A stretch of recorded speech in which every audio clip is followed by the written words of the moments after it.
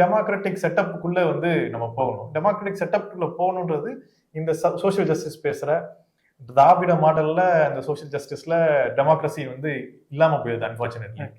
அப்படி உரிமை வந்து கொடுக்காம, எம்ப்ளாயிஸ் கையில உரிமை கொடுக்காம, ஊழியர்களுக்கு உழைக்கும் மக்கள் கையில உரிமை கொடுக்காம, இவங்க வந்து சோசியல் ஜஸ்டிஸ் பேசுறதுன்றதெல்லாம் வந்து எவ்வளவு டுபாகூருன்றது வந்து இல்ல மற்ற மாநிலங்களிலும் வளர்ச்சி விதம் அதிகமாக தான் இருக்கு, தொழிலாளர்களும் முன்னேறிதான் இருக்கும்.